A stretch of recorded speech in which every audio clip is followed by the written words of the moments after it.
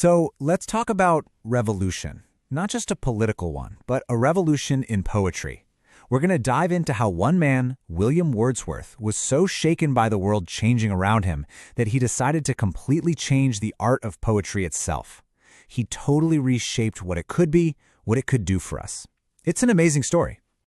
Okay, to really get Wordsworth, you have to start right here, with the French Revolution. For a young guy like him, full of ideals, this was everything. It wasn't just politics. It felt like humanity was waking up, like reason was finally going to build a better world. I mean, just listen to that line. Bliss was it in that dawn to be alive. You can just feel the hope, the electricity of that moment, can't you? But, well, that feeling didn't last. That heaven on earth collapsed pretty fast. The revolution turned bloody, becoming the infamous Terror. And for Wordsworth, everything just shattered. His optimism was gone. So, what do you do when the world you believe in falls apart? He turned away from society. He looked inward, and he went back to the only thing he felt he could trust: nature. This was basically a quest to find his true self again. So, how did he do it? How did he pull himself out of that crisis? The answer is, well, it's his biggest gift to us, really. It was his whole new idea about the power of imagination. And listen, when I say imagination, I'm not talking about daydreaming or making up fantasy stories. No. This is something way, way more powerful. Okay, so this is where Wordsworth really flips the script on everyone. See, back then, the big idea was that your mind is basically a passive thing, right?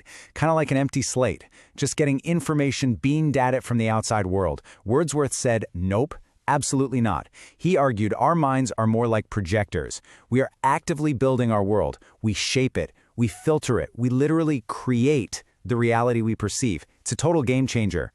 And he realized that in our lives, we have these powerful memories, these key moments of intense insight. He called them spots of time. And you can think of them like little emotional batteries. They're stored inside you, and when you're feeling down or anxious, you can go back to them in your mind, and they literally recharge you. They nourish you, restore you, and kind of lift you up above whatever's happening in the present moment. And this is the ultimate payoff of that imaginative power he's talking about. It's what allowed him to see this incredible unifying spirit in everything, a force that connects the ocean, the air, the sky, and us, the human mind. Suddenly, it wasn't us over here and nature over there. He realized we're all part of one giant, living, breathing system. We're not just watching the show. We're in it. So once he has this incredible new way of seeing the world, he looks at poetry and he thinks, this is broken. He felt the art form needed a total overhaul. So he and his friend Coleridge published this collection of poems called Lyrical Ballads, and the introduction, the preface, well, that basically became the manifesto for a brand new kind of poetry. So what was the problem? Wordsworth's main beef was that poetry had just gotten totally disconnected from real life. It was all this fancy, artificial language that nobody actually talked in. It was stale. His solution? It was radical for the time. He said, let's use the real language of men, how people actually speak. And he was especially interested in people living simple, rustic lives because he believed their language was purer, more direct, and closer to real, powerful feelings. So what about the poet then? Is this some kind of genius up in an ivory tower? Not at all.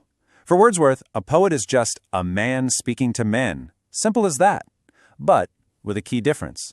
The poet is someone with a more finely tuned sensitivity, a person who can feel things more deeply, who can almost conjure up emotions out of thin air. And this is the really important part.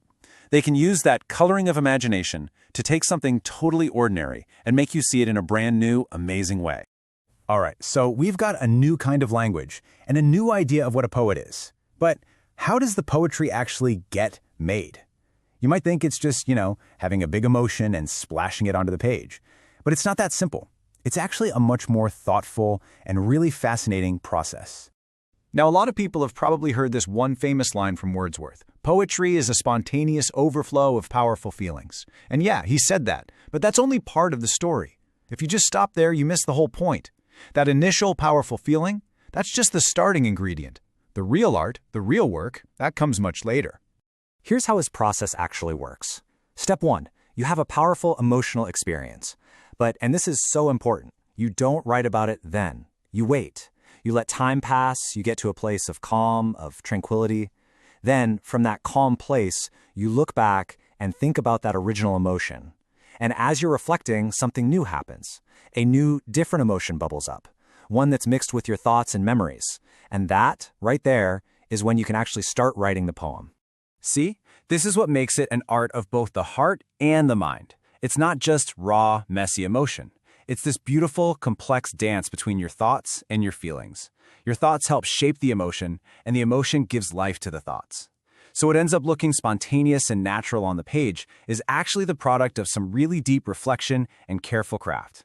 So, why all this work? What's the point? For Wordsworth, this wasn't just about making pretty poems for entertainment.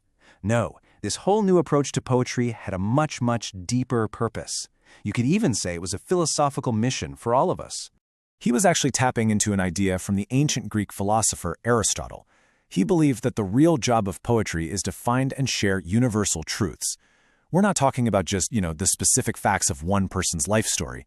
We're talking about the big stuff, the deep truths about being human that connect every single one of us. The kind of truth that, as he put it, is carried alive into the heart by passion. So, basically, poetry has two main jobs to do. Job number one, cut through all the clutter of our daily lives, all the routines and habits, and show us those essential, hidden truths about who we are. And job number two, it has to do this in a way that gives the reader a special kind of immediate pleasure. And let's be clear, this pleasure isn't just like, haha, that's fun. It's deeper. Poetic pleasure is that amazing little jolt your brain gets when it suddenly sees a hidden connection. It's when you recognize a similarity between two things you thought were totally separate. It's that aha moment, that feeling of sudden insight. It's the pure joy of seeing the world, and maybe even yourself, in a completely new, brilliant light. Which brings us right back to today. Wordsworth's revolution is just as challenging now as it was 200 years ago. It asks us a question. It asks us to try and look past all the noise, all the chaos of our modern world, to find our own quiet moments, and to wonder, what fundamental truths are still out there, just waiting for us to find them? What truths about ourselves, about nature, about how we connect, are just waiting to be seen in a new light?